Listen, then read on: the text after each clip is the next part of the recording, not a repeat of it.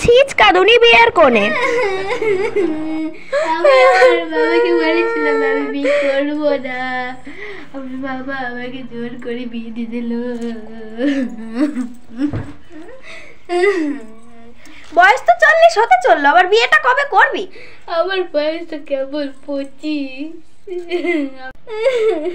আমি আমার বাড়ি ছাড়া থাকতে পারবো না, আমি আমার মা বাবাকে ছেড়ে যাব না। কতবার বাবাকে বললাম বাবাকে বিয়ে দিতে হবে না, আমি তোমাদের সাথে থাকবো।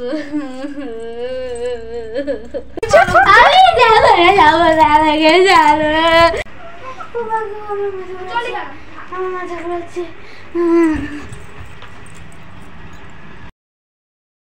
এক্সাইটেড বিয়ের কোণে। ফাইনালি আমার বিয়ে, কতদিন কান্নাকাটির পর আমার বাবা এই ছেলের সাথে বিয়ে। আর আমার বরটা যে কখন আসবে, এখন আসবে, যদি আমাকে দেখে অজ্ঞান না হয় ঘুষি মেরে অজ্ঞান করে দেবো।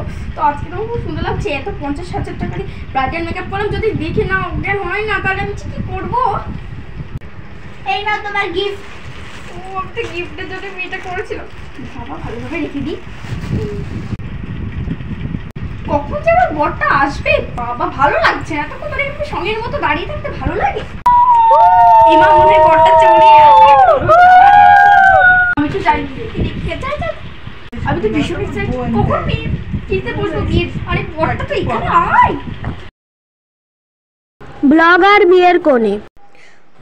ও ফাইনালি আমার বিয়ে হচ্ছে, যাই তাড়াতাড়ি একটু ব্লগ বানিয়ে নিই, ইউটিউবে পোস্ট করতে হবে তো।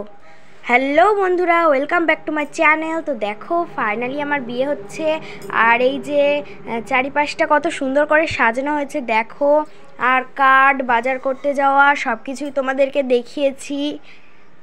তো এই দেখো এটা আমার ফাইনাল লুক। তো কেমন লাগছে আমাকে অবশ্যই জানাবে তোমরা কমেন্টে। আর বর আসার ভিডিও তোমাদেরকে দেখাবো, তারপর কি কি গিফট পেলাম সব কিছুই তোমাদেরকে দেখাবো। এই নাও তোমার গিফট। ওয়াও, দেখি কি আছে। কি সুন্দর একটা শাড়ি, আমার প্রিয় কালারের শাড়ি দিয়েছে আমাকে, খুব পছন্দ আমার এই শাড়িটা।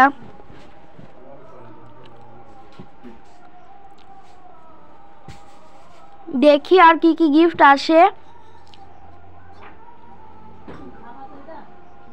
এই যে দেখো আমি বসে পড়েছি, কিছুক্ষণ দাঁড়িয়েছিলাম, তারপর গিফটটা কখন আসবে। ওই দেখো বলতে না বলতে গিফট চলে এসছে। তো এই গিফটগুলো আমি আলাদা একটা ভিডিও তৈরি করে তোমাদেরকে দেখিয়ে দেব। এই নাও তোমার গিফট। আবারও গিফট, অন্য একটা ভিডিওতে দেখিয়ে দেবো এই গিফটগুলো।